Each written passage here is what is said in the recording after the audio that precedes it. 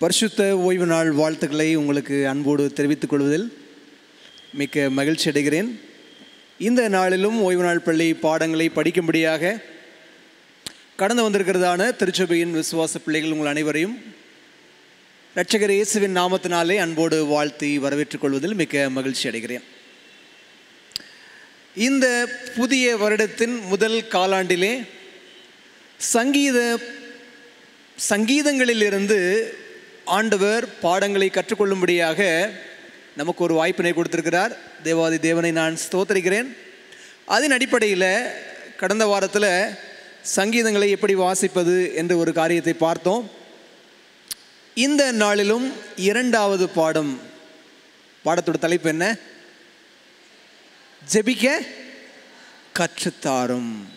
ஜெபிக்க கற்றுத்தாரும் என்கிற தலைப்பின் கீழாக இந்த நாளில் பாடத்தை படிக்க இருக்கிறோம்.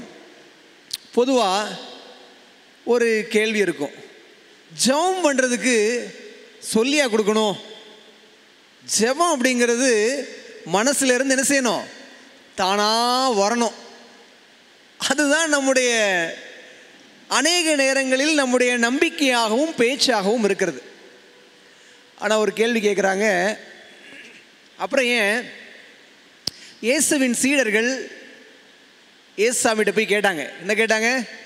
ஆண்டவரே, யோவான் தன்னுடைய சீஷர்களுக்கு ஜெபிக்க கற்றுக் கொடுத்ததை போல நீர் எங்களுக்கு ஜெபிக்க கற்றுத்தாரும் என்று சொன்ன மாத்திரத்தில் இயேசுசாமி என்ன ஜெபத்தை கற்றுக் கொடுத்தாரு?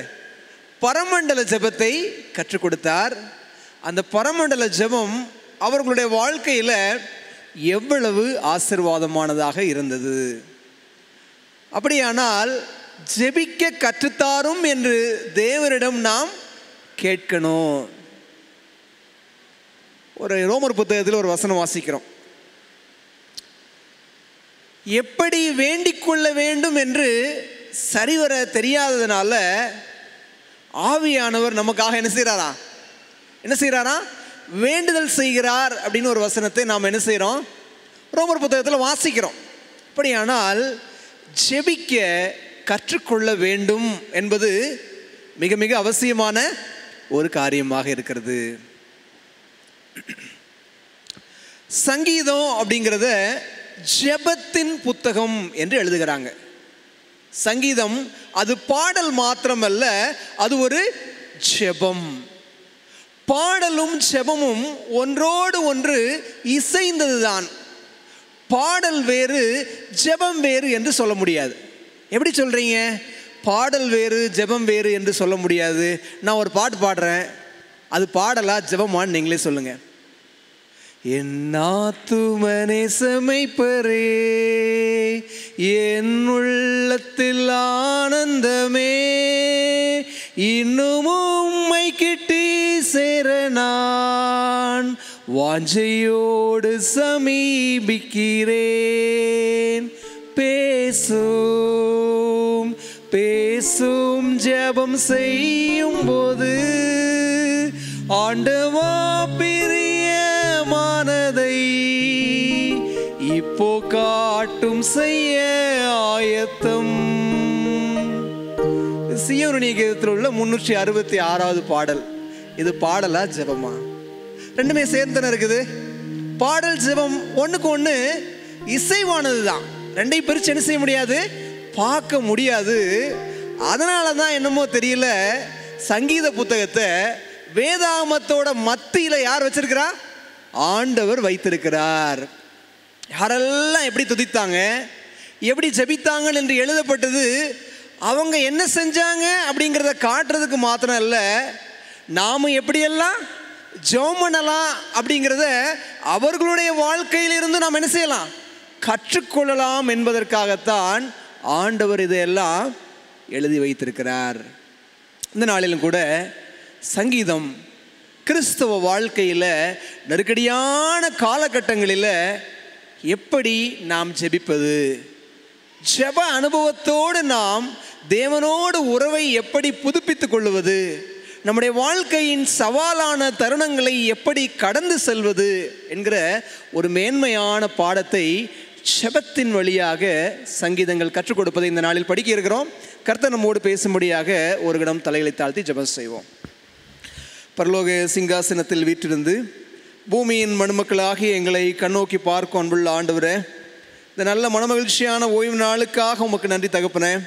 இந்த நாளிலும் கூட சங்கீதங்கள் எங்களுக்கு கற்றுத்தரக்கூடிய சங்கதி, ஜெபத்தின் வாயிலாக, துதியின் வாயிலாக நெருக்கடியான காலகட்டங்களை நாங்கள் எப்படி கடந்து வர வேண்டும் என்கிற மேன்மையான பாடத்தை நீர் வைத்திருக்கிறீர் ஐயா. கர்த்தர் எங்களோடு பேசும்படியாய் இயேசுவின் வழியாக ஜெபிக்கிறோம் நல்ல பிதாவே, ஆமென். ஒரு கிறிஸ்தவ கலை இலக்கிய நிகழ்ச்சி ஒன்று நடந்து கொண்டிருந்தது. கிறிஸ்தவ கலை இலக்கிய நிகழ்ச்சி நடந்து கொண்டிருந்தது. அப்படி நடந்து கொண்டிருக்கும் போது அந்த கூட்டத்தில் ஒரு அழைப்பு கொடுக்கப்பட்டுச்சான். என்ன அழைப்பு அப்படின்னு சொன்னால், யாராவது ஒருவர் மேடைக்கு வந்து மெய்ப்பனின் சங்கீதத்தை சொல்லுங்கள். என்ன சொன்னாங்களா? யாராவது ஒருவர் மேடைக்கு வந்து மெய்ப்பனின் சங்கீதத்தை மனனம் செய்து வைத்ததை சொல்லுங்கள். பைபிளை பார்த்து சொல்லாமல் நீங்கள் நேரடியாக சொல்ல முடியுமா அப்படின்னு ஒரு அழைப்பு கொடுத்தாங்களாம். அப்போ அந்த கூட்டத்தில் இருந்த ஒரு பிரபலமான திரைப்பட நடிகர் என்ன பண்ணாராம், மேடைக்கு போய் மெய்ப்பனின் சங்கீதம் எது? 23ஆம் சங்கீதம். அவர் மேடைக்கு போய் 23ஆம் சங்கீதத்தை மனப்பாடமாக சரளமாக சொன்னாராம். அவர் சொல்லி முடித்த உடனே, ஒரு திரைப்பட நடிகருடைய வாயிலிருந்து வேதத்தின் வார்த்தைகள் சரளமாக வருவது சற்று சவாலான காரியம்தான். அவர் சொல்லி முடித்த உடனே பயங்கரமான கரவொலி, கைத்தட்டி எல்லாரும் அவரை உற்சாகப்படுத்தினாங்களாம். அவர் போய் உட்கார்ந்துட்டாராம். அப்போது கூட்டத்தில் உள்ளவங்களாம், நீங்கள் இன்னொரு முறை அதை சொல்லுங்களேன் அப்படின்னு கேட்டாங்களாம். ஒன்ஸ் மோர் கேட்டாங்களாம். அப்போ அவர் முடியாது அப்படின்ட்டாராம். இப்போ மறுபடி ஒரு வாய்ப்பு கொடுக்கப்பட்டுச்சான், வேறு யாராவது மெய்ப்பனோட சங்கீதத்தை நீங்கள் சொல்கிறீங்களா அப்படின்னு சொல்லிட்டு. ஒரு முதியவர் தள்ளாடி நடக்க முடியாமல் மேடைக்கு போனாராம். போய், கர்த்தரின் மெய்ப்பராய் இருக்கிறார், நான் தாழ்ச்சி அடையேன், புல்ல இடங்களில் அவர் என்னை மேய்த்து அப்படின்னு சொல்லி போயிட்டே இருந்தாராம். அந்த கூட்டத்தில் ஒரு பெரிய நிசப்தம், ஒரு மயான அமைதி காணப்பட்டுச்சான். எல்லோர் மனதிலும் ஆவியானவர் அங்கே கிரியை செய்ய ஆரம்பிச்சாராம். அந்த சங்கீதத்தை கடைசியாக நிறைவு செய்யும் போது, மரண இருளின் பள்ளத்தாக்கில் நான் நடந்தாலும் பொல்லாப்புக்கு பயப்படேன். அதாவது அவருடைய வாழ்க்கையவே அவர் என்ன செஞ்சாரா, உணர்ந்து அந்த சங்கீதத்தை சொன்ன உடனே எல்லார் மனதிலும் தேவ ஆவியானவர் அங்கு கிரியை செய்ததாக ஒரு சாட்சி ஒன்றை வாசிக்க முடிஞ்சிச்சு. நடிகர் வாயிலிருந்து சரளமாக சங்கீதம் வர்றது முக்கியம் இல்லை. மெய்ப்பனின் சங்கீதத்தை நாம் அறிந்து வைத்திருப்பது முக்கியம் அல்ல, மெய்ப்பனை எந்த அளவுக்கு அறிந்து வைத்திருக்கிறோம் அதுதான் ஒரு முக்கியமான கேள்வி. அப்படித்தானே? 23ஆம் சங்கீதம் எல்லாத்துக்கும் தெரியும். ஆனால் அந்த சங்கீதத்தின் மெய்ப்பனான ஆண்டவராகிய இயேசு கிறிஸ்துவை தனிப்பட்ட வாழ்க்கையில் நான் எந்த அளவுக்கு அறிந்து வைத்திருக்கிறேன்? அந்த முதியவர் தனிப்பட்ட வாழ்க்கையில் மெய்ப்பனை அவ்வளவாக ருசித்ததினால ஆவியானவர் அந்த இடத்தில் இடைப்பட்டாராம். நம்முடைய வாழ்க்கையும் சீர்பெற, ஸ்திரப்பெற, கிறிஸ்துவோடு பலப்பட நாம் மெய்ப்பனின் சங்கீதத்தை மாத்திரமல்ல, மெய்ப்பனையும் நன்றாக என்ன செய்யணும்? அறிந்திருக்க வேண்டும்.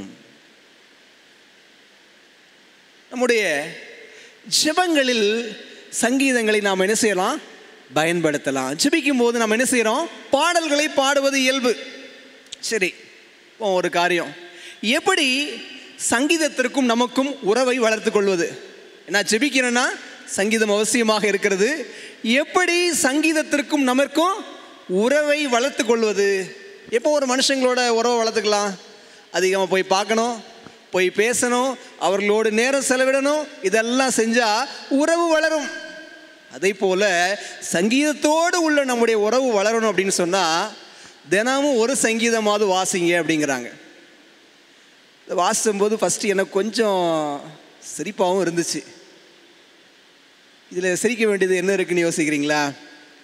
நம்முடைய டெய்லி மார்னிங் டிவோஷனே அவசரத்தில் ஒரு சங்கீதத்தை வாசிட்டு ஓடுறதா தானே இருக்குது. அவங்க அப்படி வாசிக்க சொல்லலை, அப்படி தானே? காலையில் ஜெபம் பண்ணுறதுக்கு நேரம் இருக்காது, அவசர அவசரமாக ஒரு சங்கீதத்தை வாசிச்சுட்டு வேலைக்கு ஓடிடும். அந்த ரீதியாக ஒரு நாளைக்கு ஒரு சங்கீதத்தை அவங்க வாசிக்க சொல்லலை. அவங்க வாசிக்க சொல்கிற முறையே வேறு மாதிரியானது. என்னங்கிறத பார்ப்போம். ஒன்று, ஒரு நாளைக்கு ஒரு சங்கீதங்கிற வீதியில் படிக்கலாம். இல்லைன்னு சொன்னால் சூழ்நிலைக்கு ஏற்றவாறு சங்கீதங்களை வாசிங்க. எப்படி? ரொம்ப கஷ்டப்படுறக்கூடிய மன வியாகுலத்தில் இருந்தால் அது மாதிரியான புலம்பலின் சங்கீதத்தை எடுத்து வாசிங்க. ஒருவேளை வீட்டில் ஒரு சுப காரியம் நடக்குது, ஒரு பிறந்த நாள் வருது, ஆண்டவர் ஒரு ப்ரமோஷனை கொடுத்துருக்கிறாரு அப்படின்னு சொன்னால் நன்றி ஸ்தோத்திர சங்கீதங்களை எடுத்து வாசிங்க. இல்லை ஒரு வியாபாரம் செய்ய போகிறோம், ஒரு வேலைக்கு போக போகிறோம், அல்லது ஒரு புதிய முயற்சியை எடுக்க போகிறோன்னா ஞான பாட்டுகளின் சங்கீதம். அது என்ன ஞான பாட்டுகளின் சங்கீதம்? ஆண்டவருடைய ஆலோசனை. ஆண்டவரே, நான் இப்படி ஒரு காரியத்தை செய்ய போகிறேன், உம்முடைய ஆலோசனை என்ன? நான் உனக்கு போதித்து நீ நடக்க வேண்டிய வழியை உனக்கு காட்டுவேன், உன்மேல் என் கண்ணை வைத்து உனக்கு என்ன செய்வேன்? ஆலோசனை சொல்லுவேன். இதெல்லாம் வழிகாட்டுதலின் சங்கீதம். சூழ்நிலைகளுக்கு ஏற்ற மாதிரி நீங்கள் சங்கீதங்களை எடுத்து வாசிங்கன்னு சொன்னால் அதன் மூலமாகவும் சங்கீதங்களோடு நம்ம எதை ஏற்படுத்தி கொள்ளலாம்? நெருக்கமான ஜெப வாழ்க்கையை நம்ம என்ன செய்யலாம்? ஏற்படுத்தி கொள்ளலாம். கோபம், மூர்க்கம் கலந்த சங்கீதம் இருக்குது. ஒருவேளை ட்ராவல் பண்ண போகிறோம், பிரயாணத்திற்கான சங்கீதத்தை வாசிக்கலாம். குழந்தை பிறப்பு, அதுக்கான சங்கீதத்தை வாசிக்கலாம். திருமண வாழ்க்கை, குடும்ப வாழ்க்கை, அதுக்கான சங்கீதம் அடங்கிக்கிட்டே போகலாம். ஒவ்வொரு சங்கீதமும் ஒவ்வொரு கால சூழ்நிலைக்கு ஏற்ப எழுதப்பட்டிருக்கிறது. அந்தந்த சூழலுக்கு ஏற்ற சங்கீதத்தை வாசித்தும் நாம் என்ன செய்யலாம்? ஜெப வாழ்வை என்ன செய்யலாம்? வளப்படுத்தி கொள்ளலாம். சரி, எப்படி வாசிக்கிறது சங்கீதத்தை? சும்மா இந்த பேப்பர் வாசிப்போம்ல, நியூஸ் பேப்பர் படிக்கிறோம்ல, எவ்வளோ நேரம் படிப்போம்? 10 நிமிஷம். ஸ்கிம்மிங், ஸ்கேனிங் அப்படின்னு சொல்லுவாங்க. 2 வகையான வாசிப்புகள் இருக்கிறது. என்னதெல்லாம்? Skimming, scanning. ஸ்கிம்மிங்னா என்ன அர்த்தம்? அப்படி நுனிப்புல் மேயிற மாதிரி கட கட கட கடன்னு ஹெட்லைன்ஸை மட்டும் பார்த்துட்டு போகிறது. ஸ்கேனிங்னா ஆழமாக ஊடுருவி வாசிப்பது. சங்கீதங்களை நாம் ஆழமாக ஊடுருவி வாசிக்க வேண்டும். எப்படி வாசிக்கணும்? செபிக்கணும், தியானிக்கணும், அசை போட வேண்டும். எப்படி அசை போடுறது அப்படின்னு சொன்னால், ஒரு சங்கீதத்தை வாசிக்கிறோம், அந்த சங்கீதம் என்ன சூழலில் எழுதப்பட்டிருக்கிறது, அதை சங்கீத பாடலாக பாடியவருடைய மனநிலை என்ன, அவர் கடந்து வந்த பாதை என்ன, ஆண்டவரை அவர் எவ்வாறு சித்தரித்து காட்டுகிறார், இந்த சம்பவம் என்னுடைய வாழ்க்கையில் நடக்குதா இல்லை வேறு யாருடைய வாழ்க்கையிலாவது நடக்குதா, இப்படிப்பட்ட சூழலை கடந்து வரும்போது அவர்களுடைய மறு உத்தரவு அல்லனா அவர்களுடைய ரெஸ்பான்ஸ் எப்படி இருந்துச்சு. உதாரணத்துக்கு, ரொம்ப நெருக்கடியான சூழ்நிலை, கஷ்டம், என்ன ஆண்டவர் எனக்கு ஒரே கஷ்டத்தை அனுமதிக்கிறாரு அப்படின்னு ஆண்டவரை நான் குறை கூறக்கூடிய சுபாவம் என்கிட்ட இருக்குது அப்படின்னு சொன்னால், அங்கே ஒரு சங்கீதத்தை வாசிக்கிறோம். அந்த சங்கீதத்தில் ஒருத்தர் நெருக்கடியை கடந்து வர்றாரு, ஆனாலும் கூட அவர், ஆண்டவரே நீர் எல்லாத்தையும் மாற்றுவேர்னு நான் நம்புகிறேன் அப்படின்னு அவர் சொல்கிறாருன்னு வச்சுக்குவோம். அப்போ நம்முடைய மனநிலைக்கும் 2 பேரும் ஒரே சூழ்நிலையை தான் கடந்து வர்றோம். சங்கீதக்காரன் கடந்து வந்து அதே சூழ்நிலையை தான் நாமும் கடந்து வர்றோம். ஆனால் மனநிலை எப்படி இருக்குது? வேறுபடுது. அப்போ இதை வாசிக்கும் போது நான் என்ன புரிஞ்சுக்கணும் அப்படின்னு சொன்னால், நான் இந்த மனநிலையில் இருக்கக்கூடாது அப்படிங்கிற பாடத்தை எனக்கு எது கற்றுக் கொடுக்கிறது? சங்கீதங்கள் கற்றுக் கொடுக்கிறது.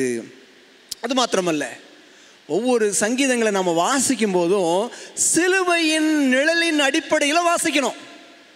ஆண்டவராகிய கிறிஸ்து என்னுடைய மீட்பிற்காக அவர் செய்த தியாகம் என்ன, அதன் அடிப்படையில் ஒவ்வொரு சங்கீதங்களையும் நான் வாசித்து தியானம் செய்வேனானால், சிலுவையின் வெளிச்சத்தில் சங்கீதங்களை பார்க்க பழகுவேனானால், அது நம்முடைய வாழ்க்கை இன்னும் அதிக பயனுள்ளதாக, ஆண்டவருக்கு மகிமை உள்ளதாக மாறுவதற்கு வாய்ப்பாக அமையும்.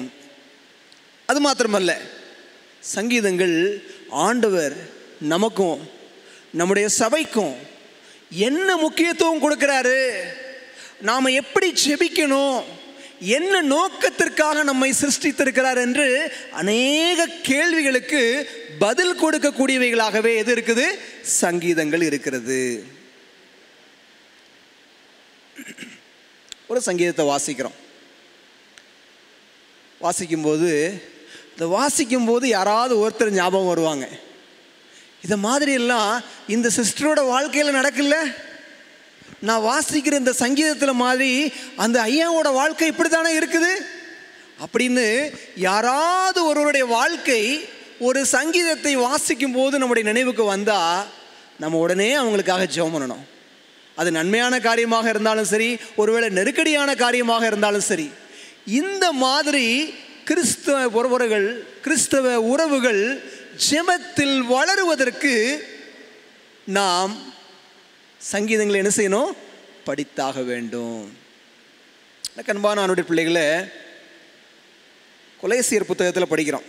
3வது அதிகாரம் 16வது வசனம் சொல்லுகிறது, கிறிஸ்துவின் வசனம் உங்களுக்குள்ளே பரிபூரணமாக வாசமாய் இருப்பதாக.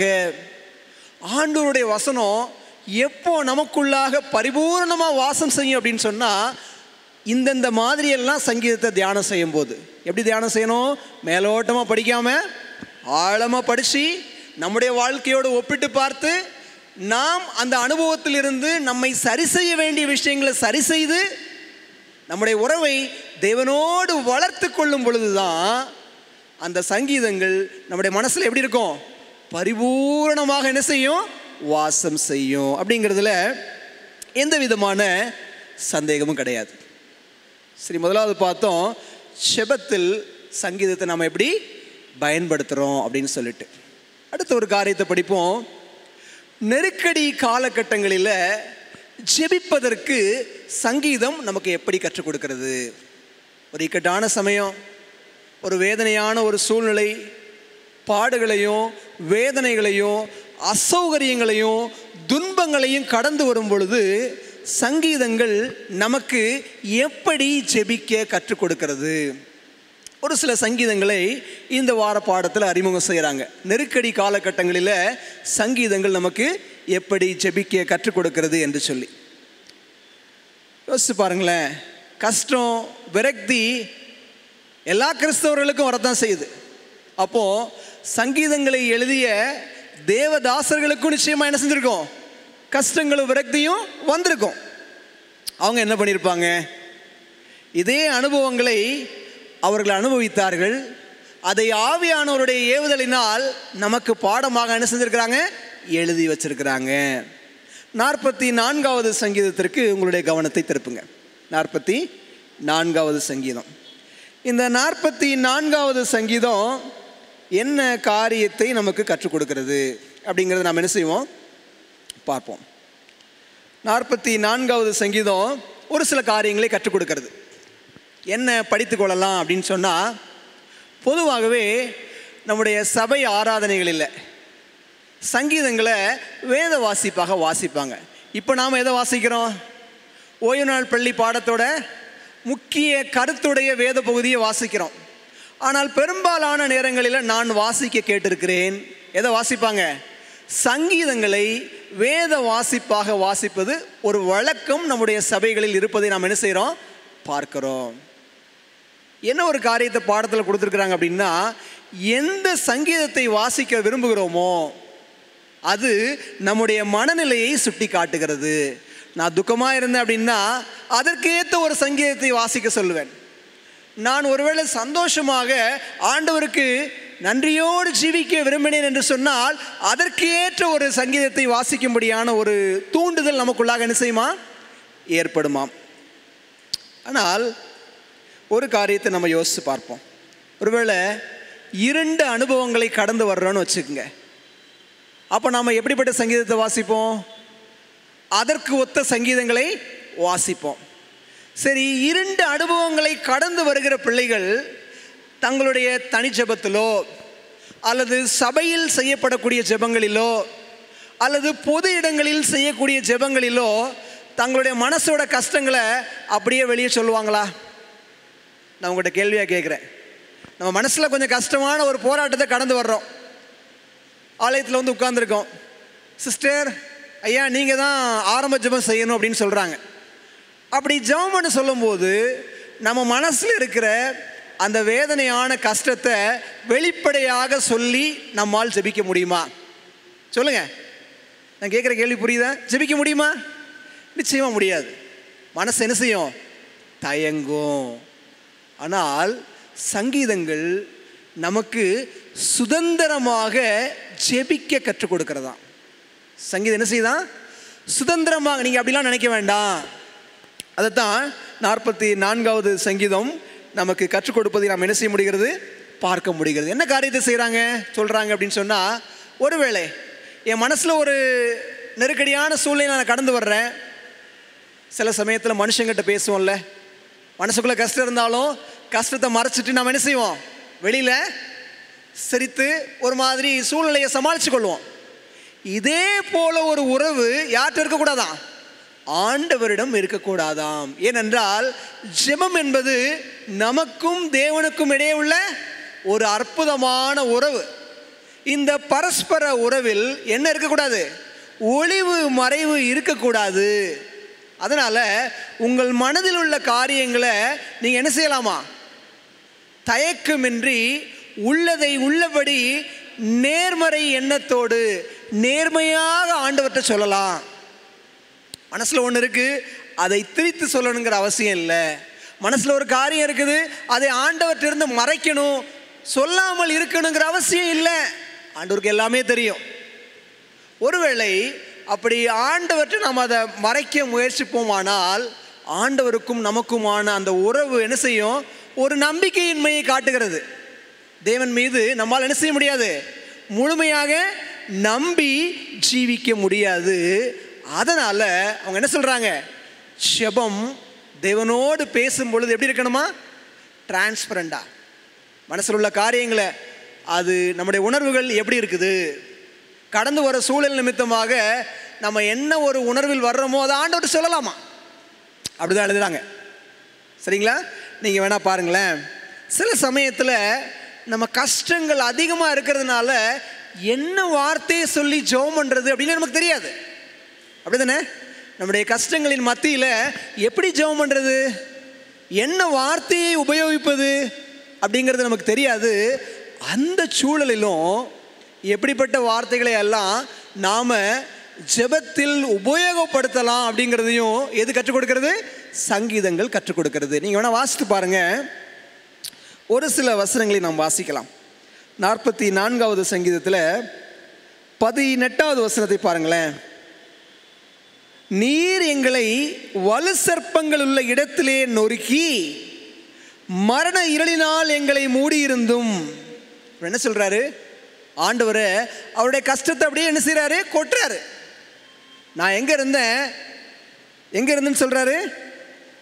வலு சர்ப்பம் இருக்கிற இடத்தில் நீர் எங்களை நொறுக்கினீர், மரண இருள் எங்களை மூடி இருந்தது அப்படின்னு சொல்லி தன்னுடைய வேதனையை வெளியரங்கமாக அங்கு சங்கீதக்காரன் சொல்வதை நாம் என்ன செய்ய முடிகிறது? பார்க்க முடிகிறது. அப்படியானால் சங்கீதம் நமக்கு சுதந்திரமாக ஜெபிக்கக்கூடிய ஒரு அனுபவத்தை என்ன செய்கிறது? கற்றுக் கொடுப்பதை பார்க்க முடிகிறது. இந்த 44வது சங்கீதம் எப்படி ஆரம்பிக்குதுன்னு பாருங்க. எப்படி ஆரம்பிக்குது? தேவனே, எங்கள் பிதாக்களுடைய நாட்களாகிய பூர்வ நாட்களில் நீர் நடப்பித்த கிரியைகளை அவர்கள் எங்களுக்கு அறிவித்தார்கள், அவைகளை எங்கள் காதுகளால் கேட்டோம். என்ன சொல்றாரு? எகிப்து தேசத்தில் எங்கள் பிதாக்களை நீர் எவ்வளவு வல்லமையாக வெளியே கொண்டு வந்தீர், வனாந்திர யாத்திரையில் நீர் எவ்வளவு அற்புதமாக நடத்தினீர் அப்படிங்கிற பழைய நாட்கள் எல்லாம் பார்த்துட்டு அதற்கு ஒத்தார் போல் இந்த நிகழ்காலத்திலும் நாங்கள் கடந்து வரக்கூடிய நெருக்கடியில் எங்களை விடுவிப்பீர் அப்படிங்கிறது தான் சங்கீதக்காரனுடைய நம்பிக்கையாக இருக்கிறது. பாருங்களேன், 6வது வசனத்தை பாருங்க. என் வில்லை நான் நம்பேன், என் பட்டயம் என்னை ரட்சிப்பது இல்லை. முன்னாடி நீங்கள் எங்களை காப்பாற்றுனீங்க, அதிசயமாக எங்களுடைய முற்பிதாக்களை நடத்துனீங்க. அதே தேவன் இன்றைக்கும் ஜீவிக்கிறார். எங்களுடைய நிகழ்கால கஷ்டங்களிலும் நீர் எங்களை காப்பாற்றுவீர். அதனால் என்னுடைய புயபலத்தை நான் என்ன செய்ய மாட்டேன்? நம்ப மாட்டேன். என்னுடைய வில்லை நான் நம்புவதில்லை, என்னுடைய கையின் பலனாகிய பட்டயம் என்னை ரட்சிப்பதில்லை அப்படின்னு சொல்லி சங்கீதக்காரன் சொல்வதை நாம் என்ன செய்ய முடிகிறது? பார்க்க முடிகிறது. அப்போ என்ன ஒரு காரியத்தை புரிஞ்சுக்கிறோம்? ஆண்டவருடைய பிள்ளைகளுக்கு இக்கட்டு, நெருக்கடி, வேதனை இதெல்லாம் பட்டியல் போட்டால் போய்கிட்டே இருக்கும். அதெல்லாம் இருந்தாலும் கூட ஆண்டவர் தம்முடைய கிருபையினால் காப்பாற்றுகிறாராம். அதுதான் 26வது வசனம் சொல்லுகிறது பாருங்க. எங்களுக்கு ஒத்தாசையாக எழுந்தருளும், உம்முடைய கிருபை நிமித்தம் எங்களை மீட்டு கொள்ளும். இப்போ 44ஆம் சங்கீதம் நமக்கு சொல்லித்தரக்கூடிய பாடம். சுதந்திரமாக நம்ம என்ன செய்யலாம்? செபிக்கலாம். நம்முடைய மனதின் பாரங்கள், வியாகுலங்கள், ஏக்கங்கள் என்னவாக இருக்கிறதோ அதற்கான வார்த்தைகளை பட்டியலில் போட்டு காட்டுது. செபிக்கிறது மாத்திரமல்ல, நெருக்கடி சூழ்நிலையில் இருந்து தேவன் என்னை காப்பாற்றுகிறார். எப்படி காப்பாற்றுறாரு? கடந்த காலத்தில் எப்படி எங்களுடைய முற்பிதாக்களை காப்பாற்றினாரோ அதே போல நிகழ்காலத்திலும் எங்களை காப்பாற்றுவார். அப்படிங்கிற இக்கட்டு காலத்தில் ஒரு நம்பிக்கையின் செபத்தை 44வது சங்கீதம் கற்றுத்தருவதை பார்க்க முடிகிறது. சரி, நெருக்கடி நாளில் ஆண்டவர் சுதந்திரமாக செபிக்க கற்றுக் கொடுத்துருக்கிறாரு. அப்படியே விட்டுருவாரா? ஜெபம் பண்ணிட்டு அப்படியே விட்டுருவாரா அப்படின்னா கிடையாது. அந்த நெருக்கடி நாளில் ஒருவேளை அது ஆண்டவருடைய சித்தமாக இருக்குமானால் அதை கடந்து வருகிற பிள்ளைகளுக்கு ஆண்டவர் பலன் கொடுக்கிறாராம், அவருடைய பிரசன்னத்தை அனுப்புகிறாராம். அது மாத்திரமல்ல, அவர்களுக்கு நிச்சயமான ஒரு மீட்பின் எதிர்காலத்தையும் கொடுப்பதை நாம் என்ன செய்ய முடிகிறது? பார்க்க முடிகிறது. அடுத்து நம்ம 22வது சங்கீதத்திற்கு போவோம். 22வது சங்கீதம் என்று சொன்ன உடனே என்ன ஞாபகத்துக்கு வருது? யாராவது சொல்லுங்க. இயேசுவின் பாடும் மரணங்களை தீர்க்க தரிசனமாக முன்னறிவிக்கக்கூடிய ஒரு சங்கீதம் தான் 22வது சங்கீதம். யாரெல்லாம் பாடுகளில், குறிப்பாக தனிமையில் இருந்து வியாகுலத்தையும் கஷ்டங்களையும் கடந்து வர்றாங்களோ அவர்களுக்கு ஒரு பெரிய நம்பிக்கையை கொடுக்குது 22ஆம் சங்கீதம். ஏன் தெரியுங்களா? இந்த சங்கீதம் என்ன சொல்லுகிறது? என் தேவனே, என் தேவனே, ஏன் என்னை கைவிட்டீர்? எனக்கு உதவி செய்யாமலும் நான் கதறி சொல்லும் வார்த்தைகளை கேளாமலும் போனதேன். பாடல் ஒன்று இருக்குல்ல, என் தேவனே, என் தேவனே, ஏன் என்னை கைவிட்டீர்? கதறி சொல்லும் வார்த்தைகளை கேளாது போனதும் ஏன்? யாரும் துணையில்லையே, வாரும் என் இயேசுவே. செடியின்றி தள்ளாடும் கொடியினை போல என் வாழ்வு தள்ளாடுதே,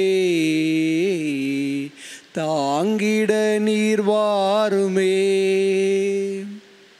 இயேசுசாமி சிலுவையில் அங்கு தனிமையில் விடப்பட்டவராக வியாகுலத்தை கடந்து வந்தபோது அவருடைய ஜெபம் அப்படிதான் இருந்துச்சு. பரலோகத்தின் தன்னுடைய பிதாவை பார்த்து ஜெபம் பண்ணுறாரு, என் தேவனே, என் தேவனே, ஏன் என்னை கைவிட்டீர்? ஒரு அற்புதமான ஒரு ஜெபம் சங்கீதம் கற்றுக் கொடுக்கிறது. இயேசு கிறிஸ்து தன்னுடைய சொந்த அனுபவத்தில் கூட எதை பயன்படுத்தியிருக்கிறாரு? சங்கீதங்களை பயன்படுத்தியிருக்கிறார். அதைத்தான் அவர்கள் என்ன செய்கிறாங்க? மேற்சொல்லி காட்டுறாங்க. 22வது சங்கீதத்தில் பார்க்குறோம். 22வது சங்கீதம் அதோட ஆரம்பம் அப்படி தான் இருக்குது. எப்படி ஆரம்பிக்குது?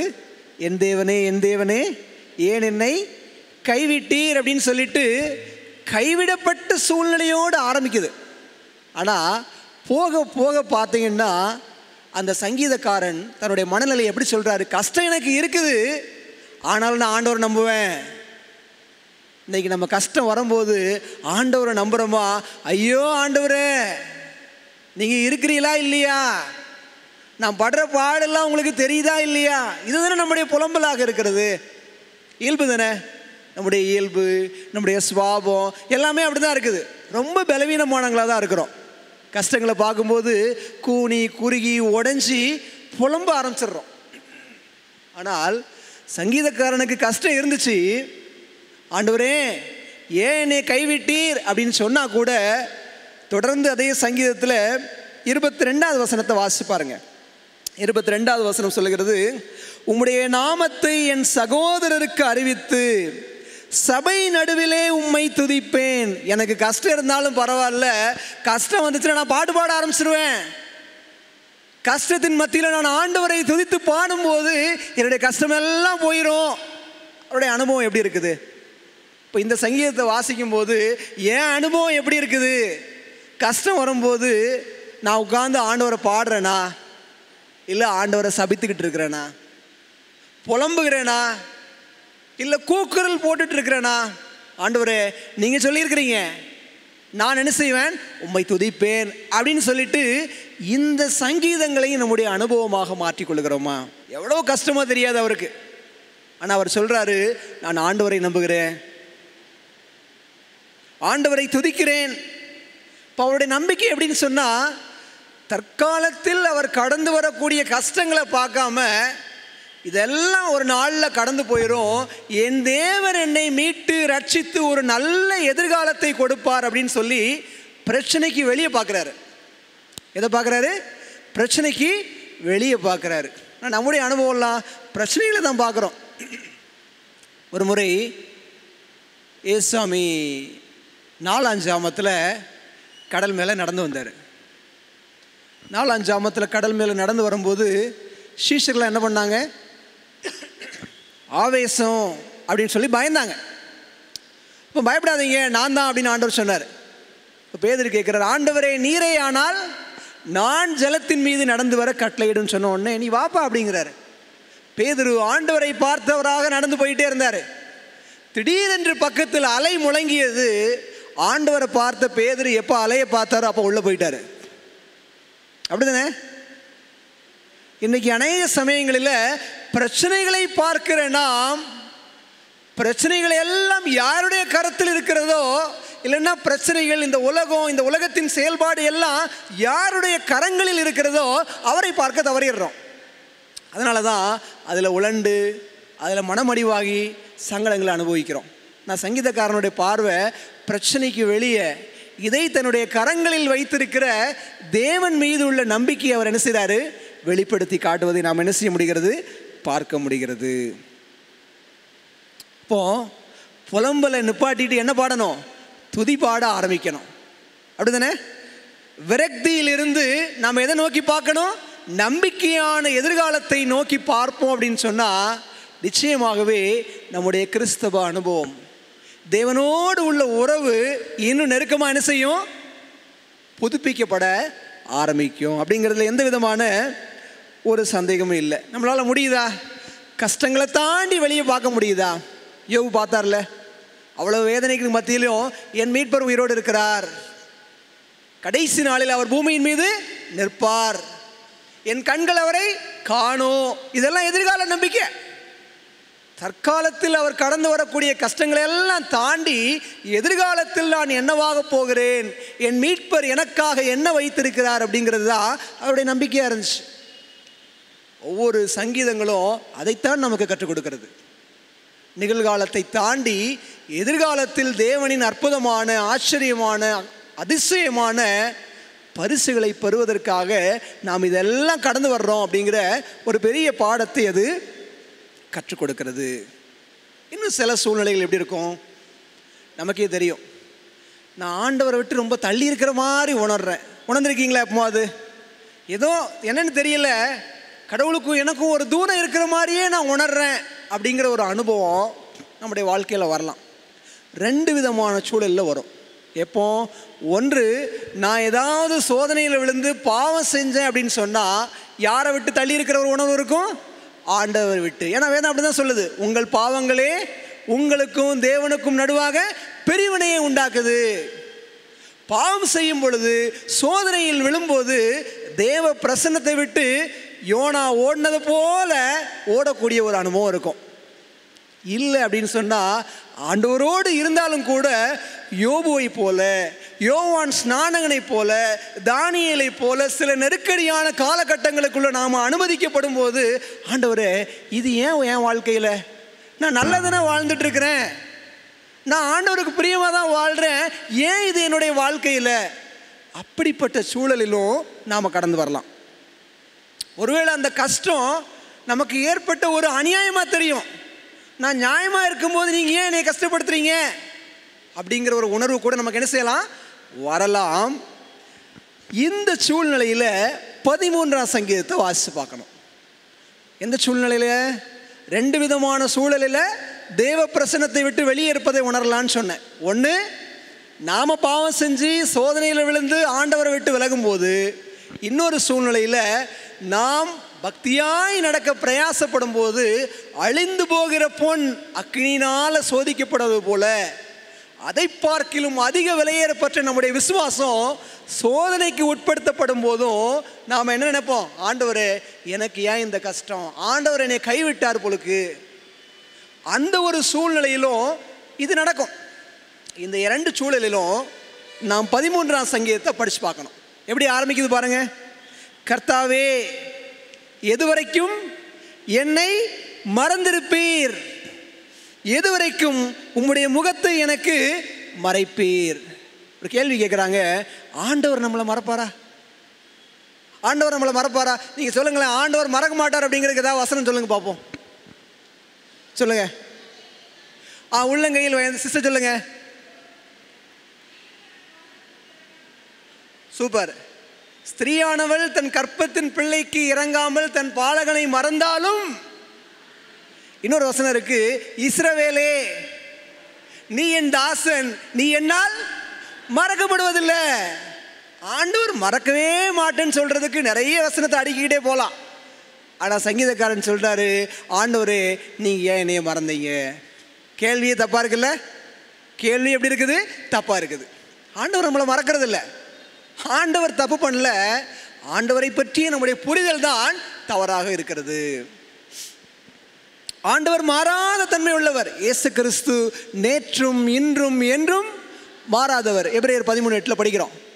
மாறாத தன்மையுடைய தேவன் நம்மை ஒரு நாள் என்ன செய்யறதில்ல, மறப்பதே கிடையாது.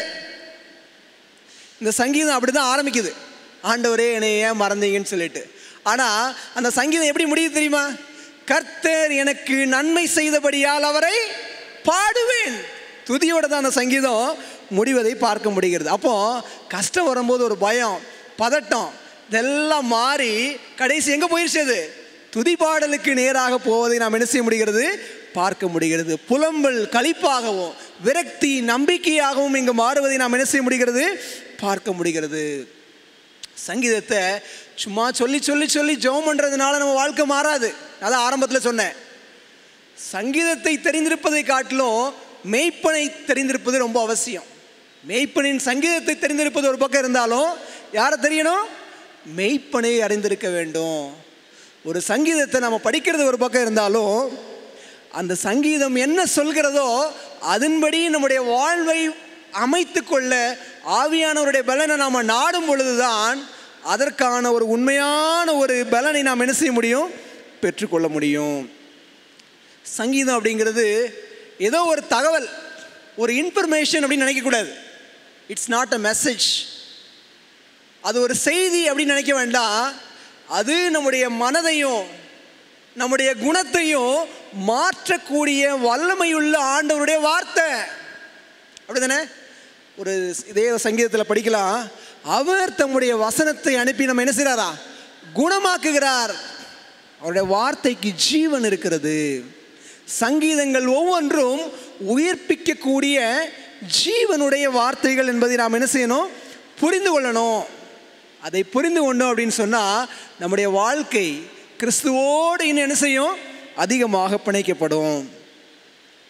ஆண்டவருடைய சித்தத்தை நாம் ஏற்றி நடப்பதற்கும் இந்த சங்கீதங்கள் தான் என்ன செய்கிறது? உதவி செய்வதை நாம் என்ன செய்ய முடிகிறது? பார்க்க முடிகிறது. என கண்பான ஆண்டவருடைய பிள்ளைகளே, அப்போ இதுவரைக்கும் பார்த்த 3 சங்கீதங்களை பார்த்தோம். இதெல்லாம் பார்த்து சொல்லுங்க பார்ப்போம். 44, அதில் பாதி 22, அதுக்கப்புறம் 13. 3 சங்கீதமும் நெருக்கடியான காலகட்டங்களில் நாம் எப்படிலாம் ஜெபம் பண்ணணும், ஆண்டவர் மீது நம்முடைய பார்வை எப்படி இருக்கணும் அப்படிங்கிறதெல்லாம் கற்றுக் கொடுச்சு. கடைசியாக இன்னொரு காரியம், நான் ஆரம்பத்திலே ஒரு காரியம் சொன்னேன். சந்தோஷமாக இருந்தால் எந்த சங்கீதத்தை வாசிப்போம்? மகிழ்ச்சியான சங்கீதத்தை வாசிப்போம். துக்கமாக இருந்தால் புலம்பலின் சங்கீதத்தை வாசிப்போம். சந்தோஷமாக இருக்கிற மனுஷன் புலம்பலின் சங்கீதத்தை வாசித்தா அவனுக்கு ஏதாவது பயன் இருக்குமா?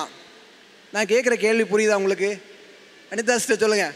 ஹாப்பியாக இருக்கும்போது சந்தோஷமான சங்கீதத்தை படிப்போம், கஷ்டமாக இருக்கும்போது புலம்பலின் சங்கீதத்தை படிப்போம். சந்தோஷமாக இருக்கிற மனுஷன் புலம்பலின் சங்கீதத்தை படித்தா அவனுக்கு ஏதாவது படிப்பினைகள் இருக்குமா? இருக்கும் அப்படின்னு தான் நாம் சொல்லுவோம். நிச்சயமாக. என்ன படிப்பினை? ஒரு 2 பாடம் சொல்ல வரீங்க, சொல்லுங்கள். சரி, ஒரு 2 பாடங்கள் என்னன்னு சொல்லி நாம் என்ன செய்வோம் பார்ப்போம். இதற்கு உதாரணமாக அவர்கள் கொடுத்திருக்கிற சங்கீதம் 60வது சங்கீதம். நாம் ஒரு காரியத்தை பண்ண போகிறோம். இந்த 60வது சங்கீதத்தோட முன்னுரையை எல்லாரும் வாசிச்சு பாருங்க. முன்னுரைனா ஆசாபின் சங்கீதம், மோசேயின் ஜெபம் அப்படின்னு ஒரு தலைப்பு கொடுத்துருப்பாங்க. அதே மாதிரி 60வது சங்கீதத்திற்கு ஒரு நீண்ட முகவுரை இருக்கும். என்ன முகவுரை கொடுத்துருக்குறாங்க? வசனத்துக்கு முன்னாடி என்ன முகவுரை கொடுத்துருக்குறாங்க அப்படிங்கிறத நம்ம வாசிச்சுட்டு நாம் என்ன செய்வோம், அந்த சங்கீதத்திற்குள்ளாக கடந்து செல்வோம். 60வது சங்கீதம் முகவுரை பாருங்க. தாவீது மெசொப்பொத்தேமியா தேசத்து சீரியரோடும் சோபா தேசத்து சீரியரோடும் யுத்தம் பண்ணின போது யோவாப் திரும்பி உப்பு பள்ளத்தாக்கிலே ஏதோமியரில் 12000 பேரை வெட்டின போது அவன் சாட்சியை விளக்கும் 6 நரம்பு கிண்ணறத்திலே போதிப்பதற்காக பாடினதும் ராகத்தலைவனுக்கு ஒப்புவித்ததுமான மிக்தாம் என்னும் சங்கீதம். இப்போ சொல்லுங்க, அறிமுகம் இது புலம்பலின் சங்கீதம்னு சொல்கிறா இல்லை ஒரு சந்தோஷ அனுபவமாக இருக்குதா? எப்படி இருக்குது பாருங்க. நீ வாசிச்சது கேட்கலையா? தாவீது யுத்தத்தில் ஒரு ஜெயித்த ஒரு அனுபவத்தை பாடலாக பாடுறாரு. அப்போ அது மகிழ்ச்சியான செய்தியா துக்ககரமான செய்தியா? மகிழ்ச்சியான செய்தி. ஆனால் வசனம் எப்படி ஆரம்பிக்க பாருங்க. தேவனே நீர் எங்களை கைவிட்டீர். ஒரு கான்ட்ரவர்சி பார்க்க முடியுது பாருங்க. அப்படிதானே? ஒரு மகிழ்ச்சியான அனுபவத்தின் வேளையில் தாவீது என்ன சங்கீதத்தை பாடுறாரு? ஒரு துக்ககரமான சங்கீதத்தை பாடுறாரு. அப்படிதானே? அப்போ சந்தோஷமான வேளையிலும் புலம்பலின் சங்கீதத்தை பாடுவது நமக்கு பாடங்கள் இருக்கிறது. என்ன பாடம் அப்படின்னு சொன்னா, உலகத்தில் பிறந்த எல்லா மனுஷருக்கும் என்ன உண்டு? கஷ்டம் உண்டு. நல்லவராக இருந்தாலும் சரி, கெட்டவராக இருந்தாலும் சரி, துன்மார்க்கனாக இருந்தாலும் சரி, சன்மார்க்கனாக இருந்தாலும் சரி, இது தேவனுடைய பார்வையில் நியாயமான ஒரு காரியம். யாரும் இதுக்கு தப்ப முடியாது. எல்லாரும் பாடுகளை அனுபவித்துத்தான் ஆகணும். சரிங்களா? அது யாருக்கும் விதிவிலக்கு கிடையாது. எல்லோருக்கும் உபத்திரவம், கஷ்டம், வேதனை நிச்சயமாக இருக்கும். அப்படிங்கிற முதல் பாடத்தை மகிழ்ச்சியான நேரத்திலும் புலம்பலின் சங்கீதத்தை வாசிப்பதிலிருந்து நாம் என்ன செய்யலாம்? கற்றுக்கொள்ளலாம். அது மாத்திரமல்ல, இன்னொரு காரியம், எவ்வளோதான் கஷ்டம் வந்தாலும் திராணிக்கு மேலாக அவர் சோதிக்க விட மாட்டார். சகலமும் அவருடைய கரத்தில் இருக்கிறது.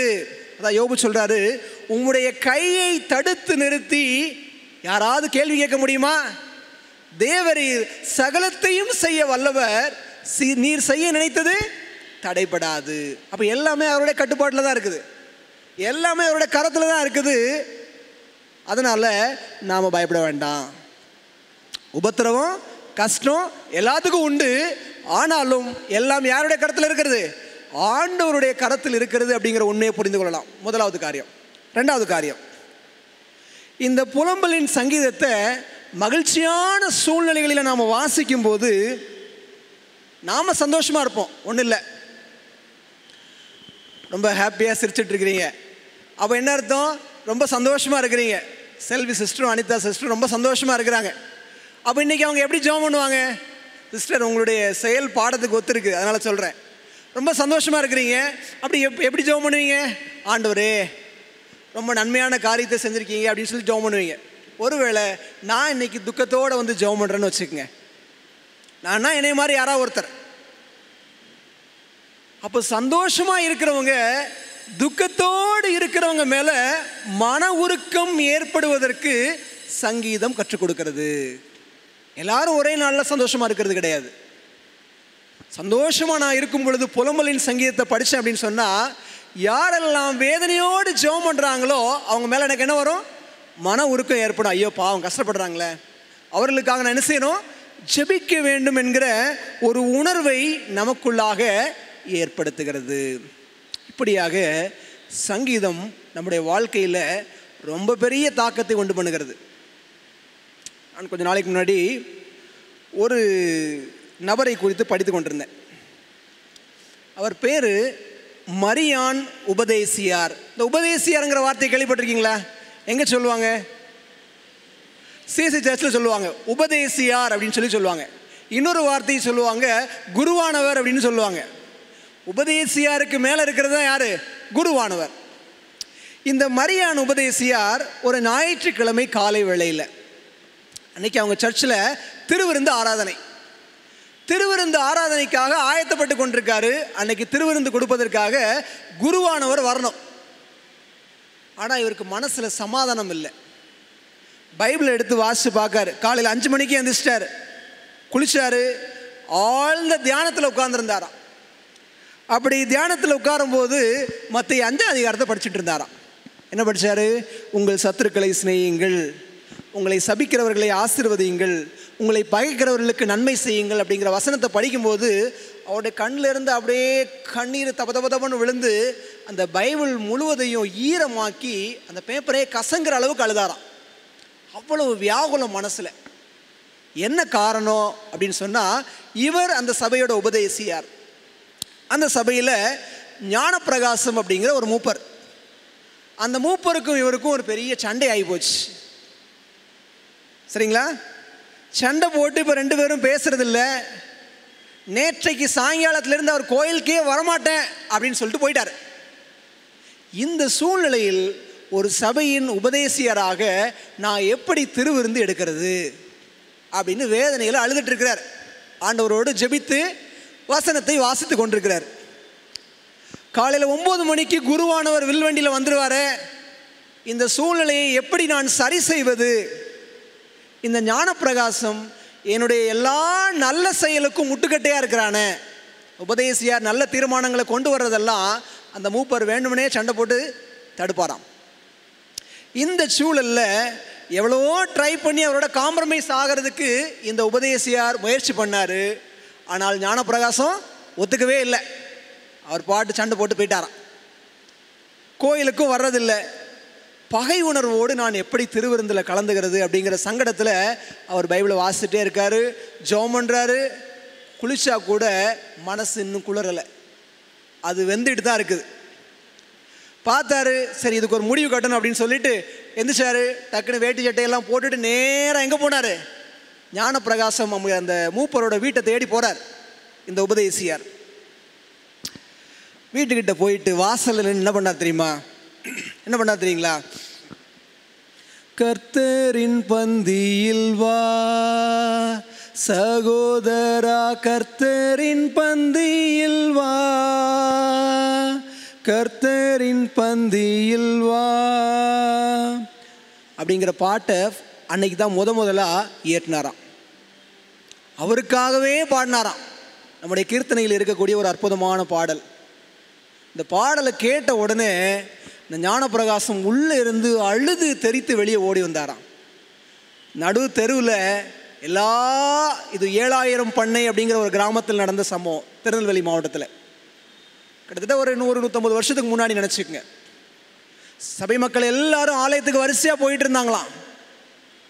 இந்த மூப்பரும் இந்த உபதேசியாரும் ஒருத்தருக்கு ஒருத்தர் கட்டி தழுவி அழுது சமரசமாகி ஒரு மனதோடு கூட ஆலயத்திற்குள்ளாக பிரவேசித்தார்களாம். சங்கீதங்கள், பாடல் எத்தனை அருமையானது! மனங்களை ஒருமித்து சேர செய்வதில் சங்கீதங்களுக்கு நிகர் வேற எதுவுமே கிடையாது. பாடல் மனதை ஆண்டவரை நோக்கி திருப்புகிறது. எவ்வளோ பிரயாசப்பட்டார் இந்த மனுஷன், அவரோட காம்ப்ரமைஸ் ஆக முடியல. எவ்வளோ ஒரு அற்புதமான பாடல். சுந்தர பரமதேவ மைந்தனேசு கிறிஸ்தன் பாடுறல்ல, அந்த பாடலும் இவர் இயற்றியது தான். நிறைய பாடல்களை எழுதியிருக்கிறார்.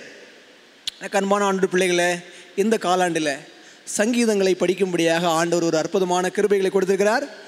சங்கீதங்களை படிப்போம், சங்கதிகளை அறிந்து கொண்டு சத்திய தேவனோடு ஜீவனம் செய்வோம். கர்த்தர் நம்ம ஒருவரையும் ஆசீர்வதித்து வழி நடத்துவாராக. ஆமென்.